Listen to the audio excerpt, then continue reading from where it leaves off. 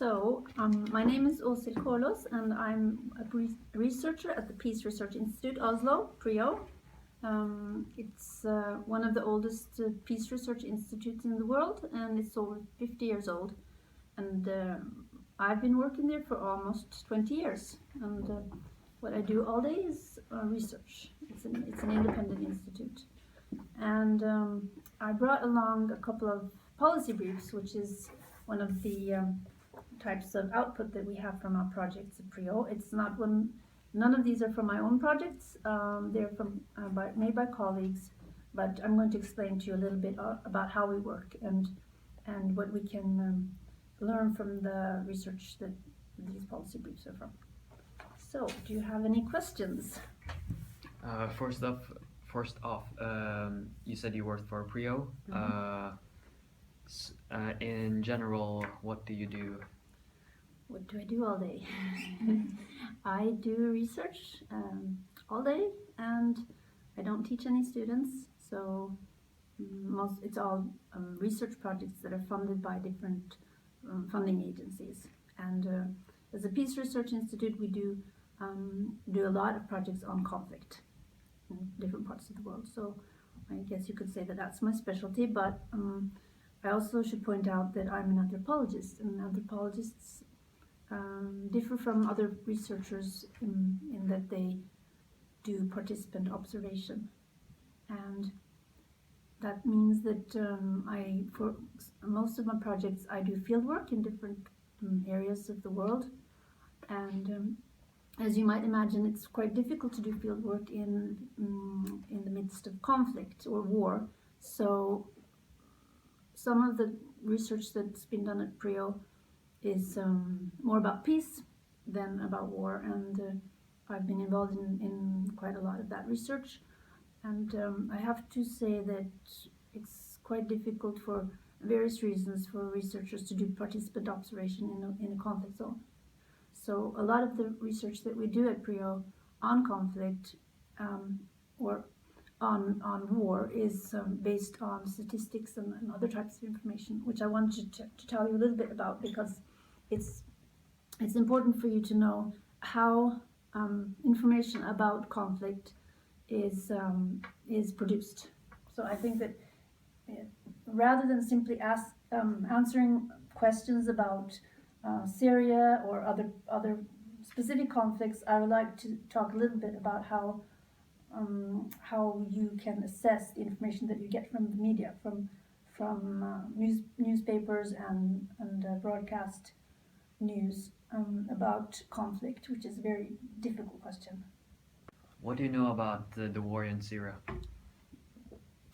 Okay, so as I was saying, I'm an anthropologist, and very few anthropologists have the opportunity to go to Syria right now because it's a war zone.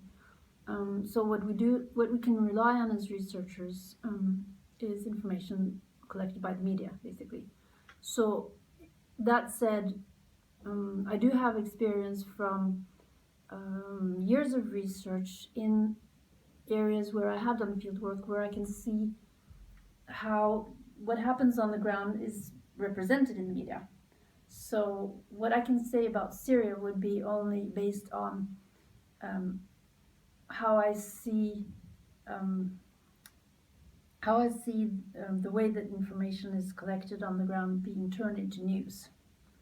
So I have studied, done research on the Mumbai terror attacks, and that was attack in the city of Mumbai in India that was carried out by a terrorist from Pakistan, and based on what the analysis of how the information from the actual events was narrated by the media, my findings were that the media would make a war story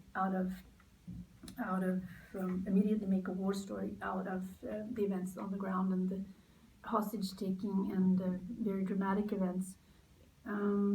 So what I can say from that sort of a background is that in Syria, Syria is a big country. You have certain areas where you wouldn't even notice that there is a war going on.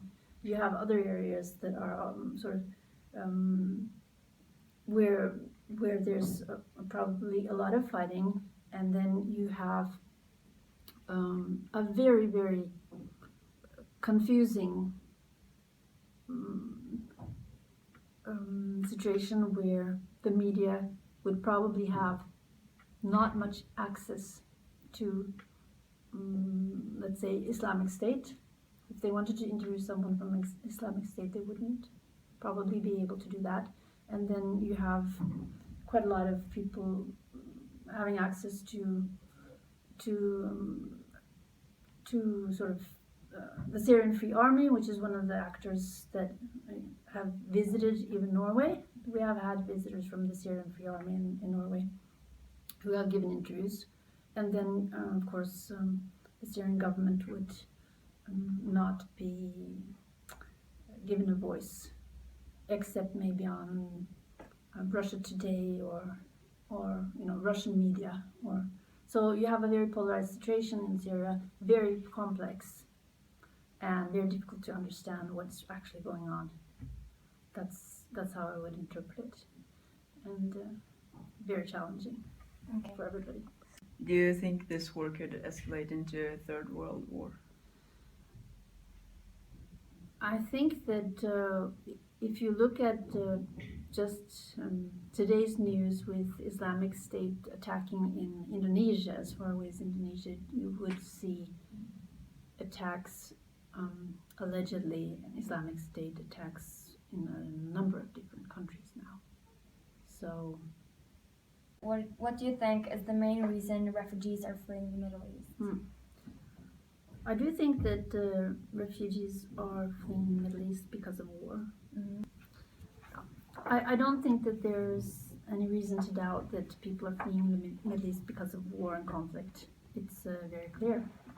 On the other hand, we do also see that some people are fleeing, or governments in certain countries are saying that people from their country are fleeing because of economic migrants. So there is a kind of a discussion politically whether, of course, a country that might be persecuting their own population would not agree that people are fleeing because of the war. They would say, oh, these are just economic migrants. And you also have certain people in Europe saying that these are not real refugees. So that's also political debate, which tends to become quite polarized. And I think your question about how to integrate these refugees is also highly political, and it's going to be a very big question discussed by politicians in all of Europe in the coming years.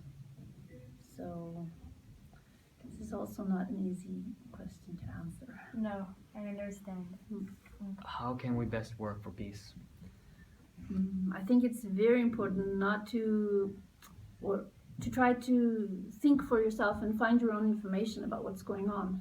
I don't think that it's a good idea to just listen to the big news media and take everything that they say for granted. It's extremely important to think critically about what you hear, even in the big news media, because they do have their own narratives and their own stories that they want to tell you, and it's difficult because, as I said, the media is who we rely on for information. We can't rely on our textbooks that are 10 years old and for what's going on today.